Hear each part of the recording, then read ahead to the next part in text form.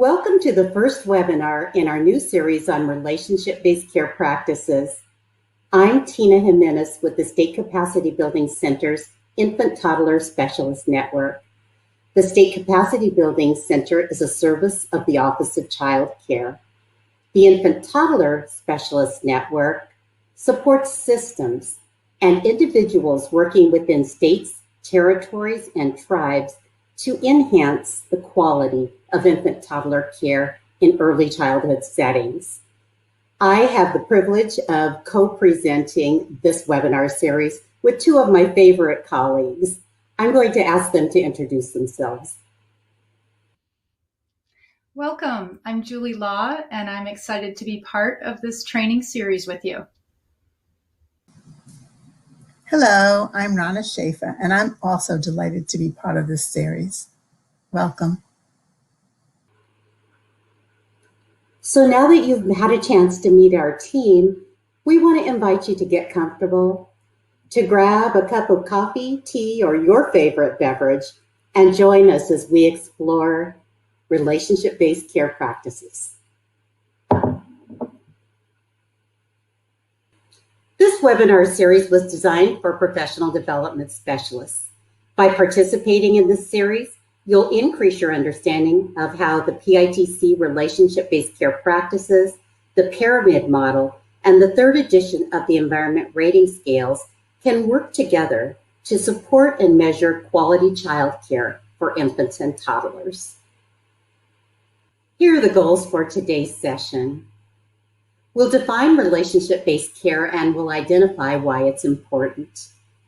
We'll introduce the PITC and Pyramid Model frameworks to consider how they can support high-quality infant toddler care.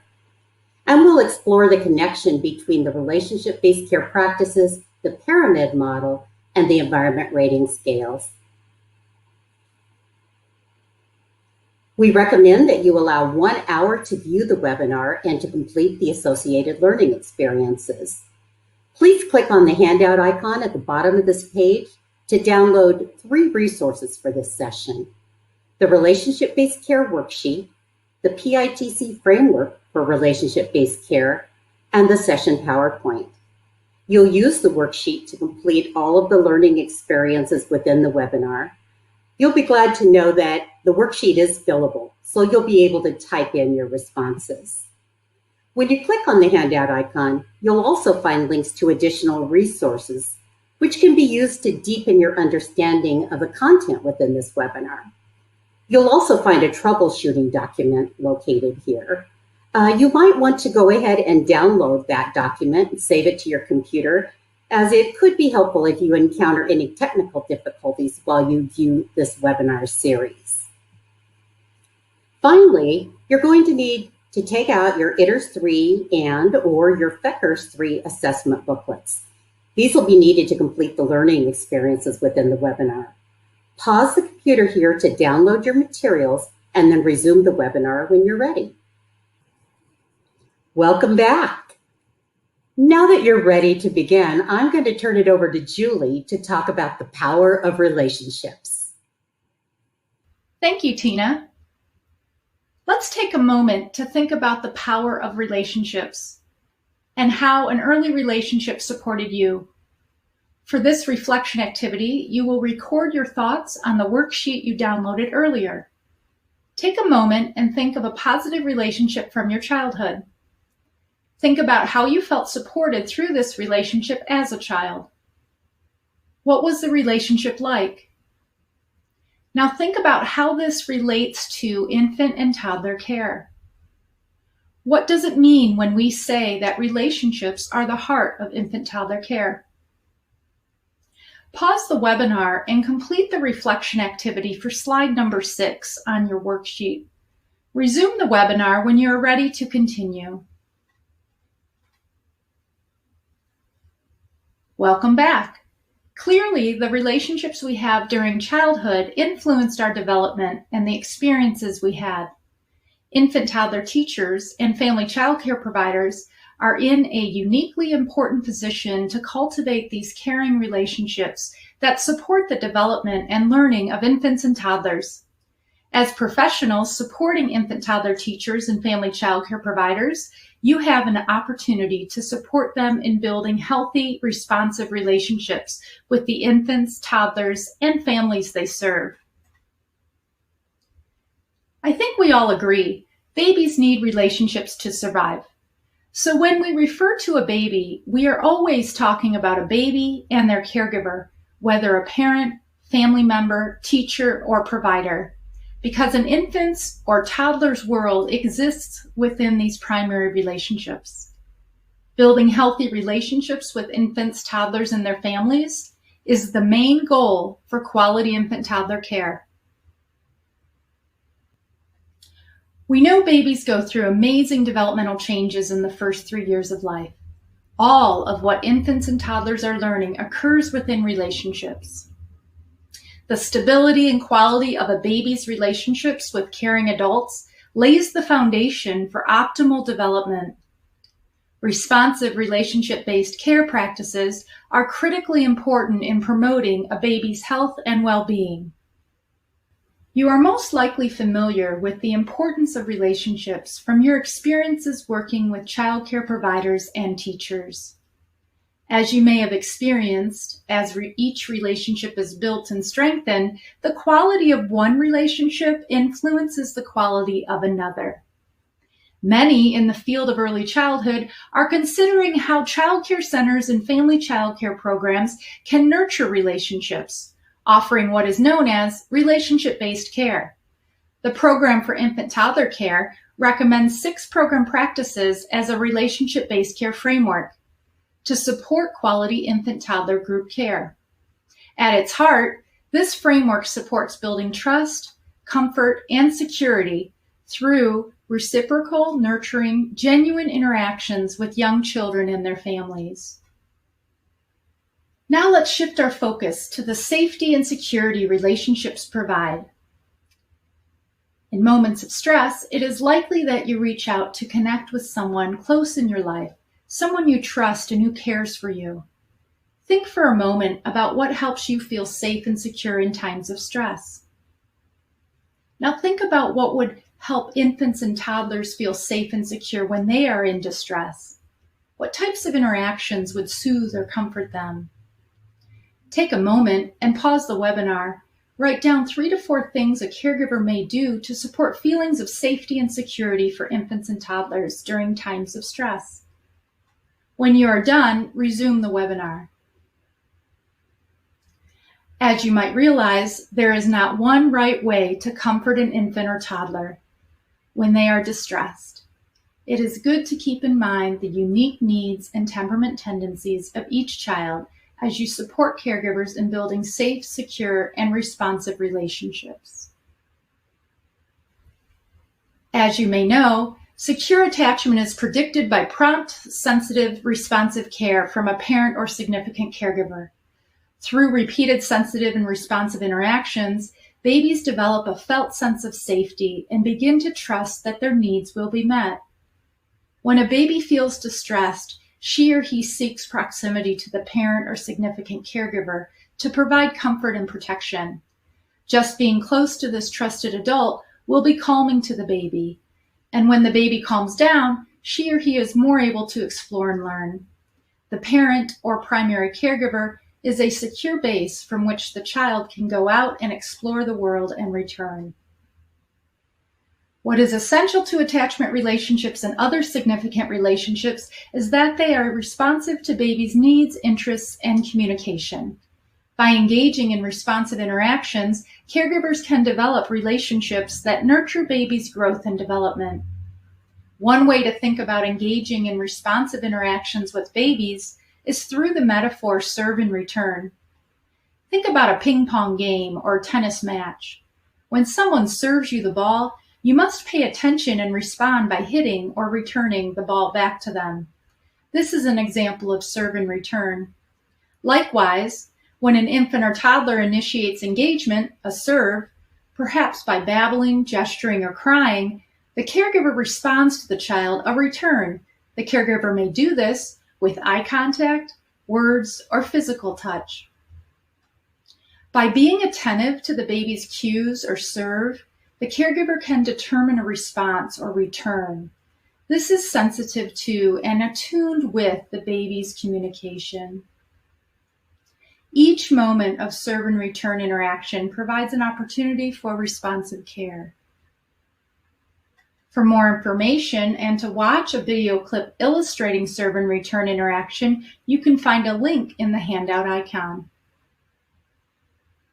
When we think about how relationships support children's healthy development, we're talking about how moment-to-moment interactions between the caregiver and child are literally shaping the child's brain.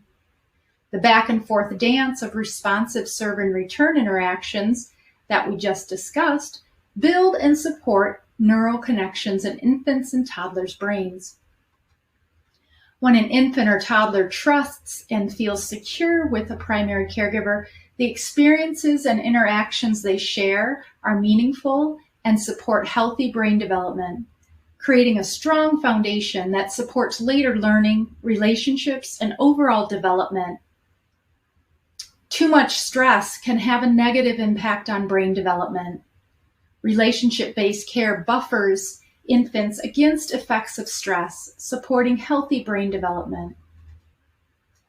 When I think about this quote from Ron Lally and Peter Mangione, quote, "The foundation of brain development is social and emotional development grounded in caring relationships," end quote, I am reminded of how critically important caring relationships are to optimal development, and that they truly are at the heart of infant-toddler care.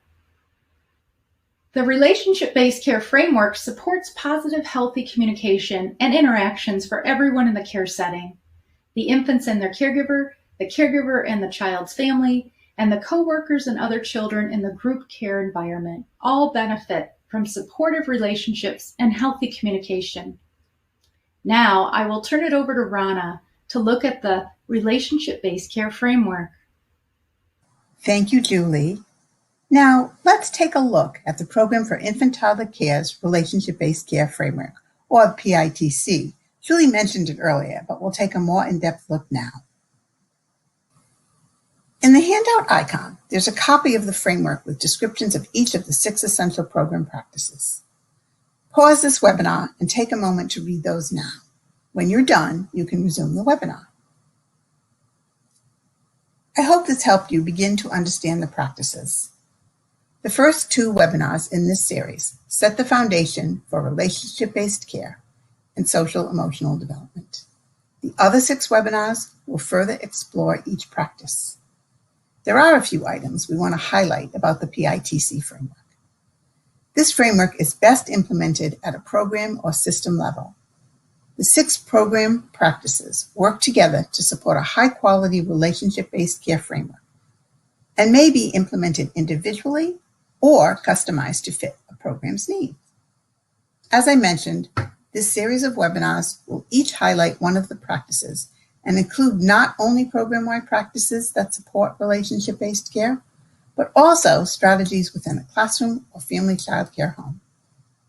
The 6 program practices set the stage for relationships and are based on extensive research that shows responsive, nurturing, relationship-based care supports babies' development and learning, their families, and their caregivers. They're supported by the caring interactions that family child care providers and classroom teachers have with infants, toddlers, and their families each day.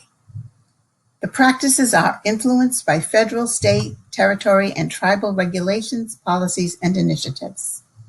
For example, licensing regulations may include requirements for group size and ratio that impact the implementation of small group care or continuity of care. And they work together to support high-quality relationship-based care. A 10-month-old who was assigned to one primary care teacher for 3 years of care is in a small group of familiar peers and receives care that is individualized to meet her unique needs and family values will likely experience higher quality care than a baby who has a primary care teacher but does not experience any other program practice. Although the practices work hand in hand to support quality, a movement towards any one of these practices will increase the quality of care for infants, toddlers, and their families. every baby step towards quality can be supported and celebrated. When we think about these practices, we know that it is the role of the caregivers that is the basis for relationship-based care. The caregiver is the one who engages in these practices. But what do they need in order to do that? They need to intentionally embed interactions and communication with both the children and families. But what does that look like? They need a deep knowledge of infant and toddler development. But how does this happen? And they need to have strong observation skills in order to understand each child. So it's time for another learning experience. Please take out your worksheet and think about what caregivers need in order to provide relationship-based care. Then think about how you, as a professional development provider, can support caregivers in their role. Consider the tasks we just mentioned. Choose at least one and expand on some concrete examples of how you can support those you work with in meeting this responsibility. Pause the webinar while you consider this and document your responses for slide 19 on the worksheet. When you are done, resume the webinar. Now that you have given some thought to the PITC framework, let's move to considering how the pyramid model connects to the PITC framework to support relationship-based care. Many of you may be familiar with the pyramid model developed by the Center on Social and Emotional Foundations for Early Learning out of Vanderbilt University. You may hear this referred to as CEFL, the pyramid model, or even the teaching pyramid. We will use the term pyramid model throughout this webinar series. The materials can be found at the website that's included in your handouts icon. The pyramid is a model that represents components of adult behavior and strategies that parents, caregivers, teachers, and other professionals can use to assist children in developing social emotional competence through relationship-based care. Along with learning about infant and toddler development and how to better understand individual children, the modules offer strategies for creating group care environments and practices that promote social emotional development of infants and toddlers, working with families to support the well-being of very young children, and using a problem-solving approach when a behavior is of concern. The pyramid model also emphasizes that relationships provide the context necessary to comfort, protect, encourage, and offer opportunities to learn, and that infants and toddlers learn about themselves and their world during interactions and relationships with others.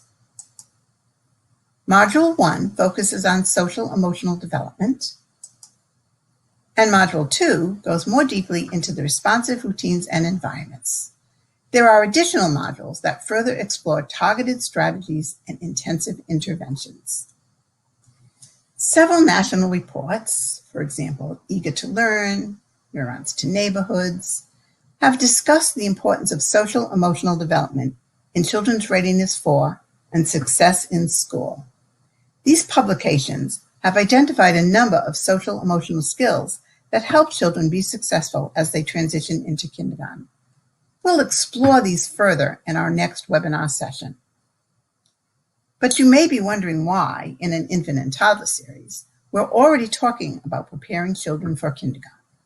That's because the skills that are needed for school success begin in the first 3 years, where the foundation for all learning begins. A few minutes ago, we focused on how relationship-based care affects brain development. You see here that the pyramid model also includes information about brain development and how critical relationships are to healthy brain development. Early relationships are vital to brain development because they help wire the brain to trust others, love, and feel safe and secure. New brain connections are formed and modified through verbal and physical interactions, and the brain develops gradually in response to experiences and the environment. We also mentioned how serve and return helps to build relationships which impact brain development. The pyramid model suggests additional strategies that help develop relationships and help build brain connections, including using photos, holding and touching, using a warm voice and singing, reading and playing. I'm sure that the caregivers you support use many, if not all, of these strategies. But do they realize that these help make brain connections? It's important that we help them realize how critical these strategies are so they can be intentional in their implementation. Now that we've taken a brief look at both the PITC and the Pyramid Model frameworks, you will see many similarities. You may also want to jot down questions that you have regarding either framework for further exploration. One major way they are similar is that both tell us that relationship-based care is important for the healthy social, emotional development for all children. These essential practices matter for every infant and toddler and can guide our work with providers to help them understand that relationship-based care is the basis of high-quality care for infants and toddlers, that it supports caregivers in their job satisfaction and provides assurances to families that their children are receiving the best care possible. Now I'm going to turn it back to Tina to share how the environment rating scales can be used to support and measure relationship-based care practices. Thank you, Rana and Julie. Throughout this webinar series, we'll look at how the ITERS-3 and the FCCERS-3 can support PITC's relationship-based care practices and the Pyramid Model framework. As you may know, the ITERS-3 is used to measure quality for children birth to 36 months of age who are cared for in child care centers. The FCCERS-3 is for use in home-based child care programs and is intended for use with children birth to age 12. Let's consider how the environment rating scales support relationship-based care. The third edition of the environment rating scales recognize that children develop good feelings about themselves and develop strong social skills from their interactions with nurturing adults. Several indicators have been added to the third edition of the scales, which support building positive relationships between children and their caregivers. There are many ways that the environment rating scales can be used to support quality improvement. Your state or territory might use these assessments to identify coaching or training needs. For example, after an initial assessment, a coach might use the results to work with a caregiver to co-create quality improvement goals. In this example, the assessment becomes a coaching tool. However, because the assessments are reliable, a state or territory might also choose to use the assessments in a more formal way. For example, a state might use these assessments to evaluate the effectiveness of their quality improvement initiatives. In this webinar series, we look at how you can use these assessments to support the relationship-based care and pyramid model frameworks. Now let's look at how the assessments are organized. Both the ITERS-3 and the FCCERS-3 consist of 33 items, which are organized into 6 subscales. Each of the 33 items includes several indicators that describe the item. Here's an example of how the indicators connect to relationship-based care. This example is from the Space and Furnishing subscale. Item 4 is display for children. If you were only to look at the name of this item without reading the indicators which describe the item, you might wonder how Space and Furnishing support relationship-based care. However, once you dig into the specific indicators, you start to see how this item relates to building strong, positive relationships with infants and toddlers. At level 7, indicator 7.1 requires photographs of children in the program and their families be displayed where children can easily see them. And indicator 7.3 requires that caregivers talk with children about the display in a pleasant and responsive manner. When child care programs display photographs of children's families and when caregivers talk with children about their families, they're building and strengthening the relationship between home and child care. They're reassuring children that their family still exists and that their special someone will come back. These important connections help children to feel safe and secure. Are you starting to see how the environment rating scales can support relationship-based care practices? Please keep in mind that the information that we're sharing in this section is not intended to serve as a training on scoring the environment rating scales. Our intent is to support your understanding of how the scales can support and how they relate to relationship-based care. This example is from the Personal Care Routine Subscale, Item 5, Meals and Snacks. At Level 5, Indicator 5.5 requires that feeding times are pleasant for children with some teaching provided. Examples of pleasant interactions might include caregivers pay attention to children during meals and respond to children's needs, or that caregivers are patient with slower eaters. Examples of the term teaching might include a caregiver talking to a baby, or naming foods that children are eating, or asking children simple questions. At Level 7, Indicator 7.2 in the ITERS and 7.3 in the FCCERS, caregivers are required to personalize their interactions with children. Pause the video for a minute to reflect on what personal interactions might look like in an infant, toddler, or family child care program. You can jot down your responses on the first page of the worksheet that you downloaded at the beginning of this webinar. Resume the webinar when you're ready. Thank you for taking a minute to stop and reflect. While there are many ways for caregivers to personalize interactions, you might have thought about a caregiver using a child's name, or talking with a child about what he or she likes to eat at home, or talking to a child about what he or she did over the weekend. These are just a few examples of personalized interactions. We're sure that you can think of many more examples. You'll find items and indicators that support relationship-based care in all subscales.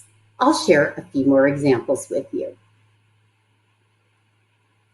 In the language and books subscale, item 11, responding to children's communication, emphasizes that staff and family child care providers must show positive interest in what children are trying to communicate and respond in a sensitive manner. If you open your assessment and read Indicator 5.3, you'll see that it includes that caregivers must provide an appropriate emotional response to children's cues and to their attempts to communicate. Let's consider how the indicators on this slide relate to relationship-based care. In relationship-based care, caregivers engage in responsive back and forth interactions and demonstrate appropriate affect as they engage with children. For example, a caregiver might return an infant's smile or show excitement when an infant gets excited about a book. Or a caregiver might show concern when a child is distressed or worried. These concepts of following the child's lead and demonstrating matched affect are direct connections to the relationship-based care and pyramid model frameworks. In the activities subscale, you'll notice that the indicators for item 15, fine motor, require that staff and providers show positive interest and extend on children's interest as they use fine motor materials. Here's an example of ITERS item 27, peer interaction, and FCCERS item 30, interactions among children. At level 5, infant toddler staff and family child care providers are required to facilitate children's attempts to interact with each other. At level 7, caregivers must help children understand the actions, intentions, or feelings of other children in the program. Let's consider what this might look like in a child care setting. A caregiver might help children to recognize and understand the meaning of their peers' facial expressions. Or a caregiver might help children to understand emotions such as joy, frustration, or sadness. If 2-year-old Jose is sad because Darla is riding in his favorite blue car and he really wanted to drive that car, His caregiver could acknowledge and label his feelings and explain to Darla and the other children that Jose's feeling sad because he really wanted to drive the blue car. The caregiver could invite Jose's peers to share what they do when they feel sad, or she might invite the group to problem solve what Jose can do while he waits for a turn to drive the blue car. When caregivers help children understand emotions, they're supporting emotional literacy and empathy. And we'll talk more about those concepts in our next webinar. Let's look at the next example. In the program structure subscale, item 31, schedule and transitions, require that staff or family child care providers adjust the program schedule to meet children's needs throughout the day. If you read the indicators for item 7.1 in your FCCERS assessment, you'll see that providers must ensure that transitions are gradual and individualized. This is another way for caregivers to support individualized care and makes a strong case as well for small group care. These are recommended strategies for programs serving infants and toddlers. You'll learn more about these practices in our upcoming webinars. We hope that these examples that we shared today will inspire your thinking about how the environment rating scales connect and support the relationship-based care and pyramid model frameworks. Now it's time to pull all this information together by completing our final learning experience. In the learning experience for slide 37, you're asked to describe relationship-based care and to identify why it's important for infants and toddlers. We encourage you to think about how the pyramid model supports relationship-based care and to reflect on how you might use the ITERS-3 or FCCERS-3 to support infant-toddler caregivers and family child care providers in implementing relationship-based care.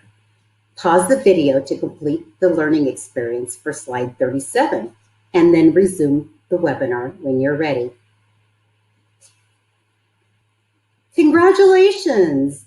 You've completed the first webinar in the Relationship-Based Care Practices series. Thank you for your participation in this webinar and for all the work that you do to support our infant and toddler caregivers. Remember to check out the resources in the handout icon at the bottom of the screen. We look forward to your continued participation in this webinar series. We'll see you next time. Thank you.